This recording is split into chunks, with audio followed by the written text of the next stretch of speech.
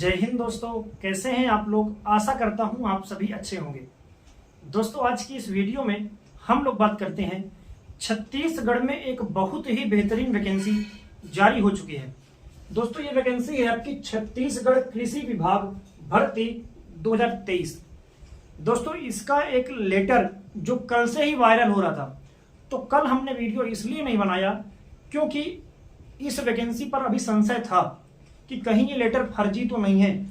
लेकिन कई जगह से पुष्टि करने के बाद ये जानकारी मिली है कि ये जो लेटर है ये पूर्णतः सही है। ठीक है, तो इसीलिए ये वीडियो बनाया गया है। ठीक है, हमारे चैनल पर सभी नोटिफिकेशन जो भी जारी होते हैं उनकी पुष्टि करने के बाद ही वीडियो बनाया जाता है।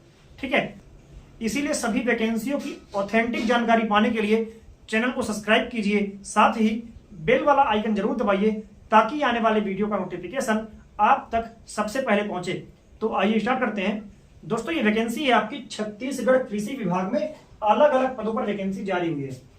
तो अभी नोटिफिकेशन में केवल ये बताया गया है कि कितने पद पर वैकेंसी है और कौन कौन से पदों पर वैकेंसी निकाली गई है।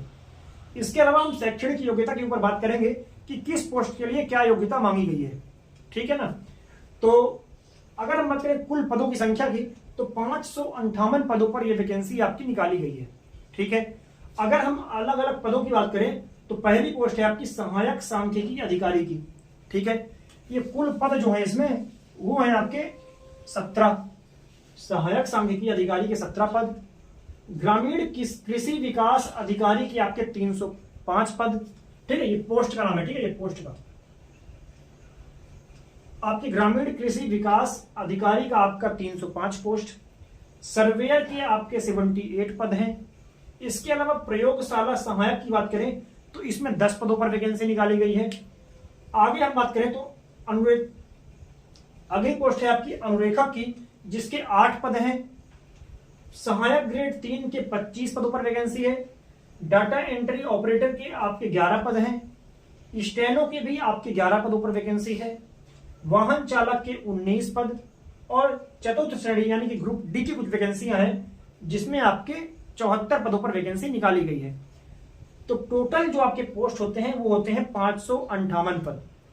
हम बात करते हैं इनके शैक्षणिक योग्यता के बारे में। तो अब हम बात करते हैं इनके एजुकेशनल क्वालिफिकेशन के बारे में, यानी कि शैक्षणिक योग्यता के बारे में। ठीक है, ये आपकी है योग्यता।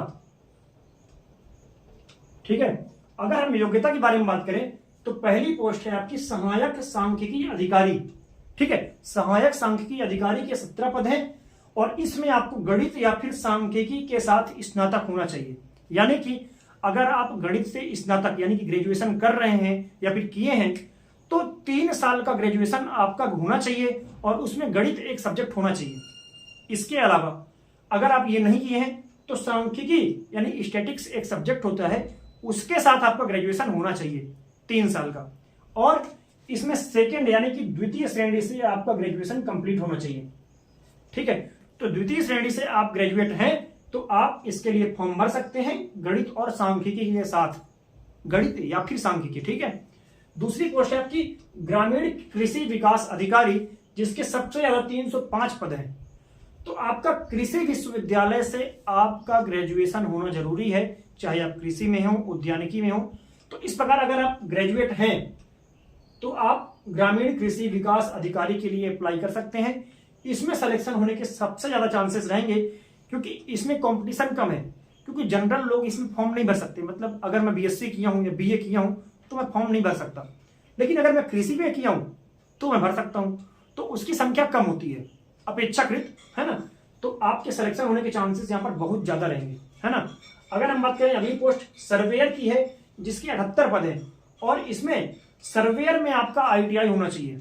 ठीक है, आईटीआई आप किए हो सर्वेयर में तो आप इसमें भी अप्लाई कर सकते हैं, बहुत अच्छे चांसेस रहेंगे इसमें भी। अगर हम बात करें प्रयोगशाला सहायक, तो आपका स्नातक होना चाहिए, साइंस में आप स्नातक हो और कम से कम एक सब्जेक्ट आपका रसायन होना चाहिए, तो आप इसके लिए फॉर्म भर सकते हैं। रसायन के साथ आपका स्नातक होना चाहिए। आपका सेकेंड यानी कि द्वितीय श्रेणी से आप स्नातक होने चाहिए। ठीक है, इसमें भी सेकेंड यानी कि द्वितीय श्रेणी से।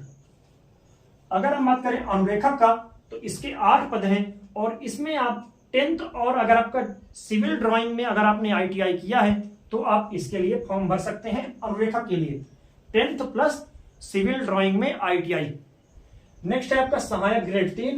तो सहायक ग्रेड 3 के 25 पद हैं और इसमें जनरली आपका स्नातक मांगता है। ठीक है, अगर आप स्नातक हैं तो आप इसके लिए फॉर्म भर सकते हैं, प्लस आपके पास कंप्यूटर भी होना चाहिए शायद। ठीक है, कंप्यूटर भी मांगा जाता है इसमें।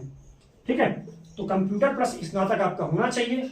अगर हम बात करें डाटा एंट्री ऑपरेटर की तो इसके 11 पद हैं और इसमें आपका 12th प्लस टाइपिंग मांगता है।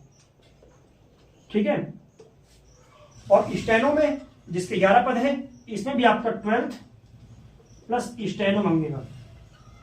ठीक है, 12th प्लस स्टेनो किसमें, स्टेनो में, और डाटा एंट्री ऑपरेटर में 12th प्लस टाइपिंग।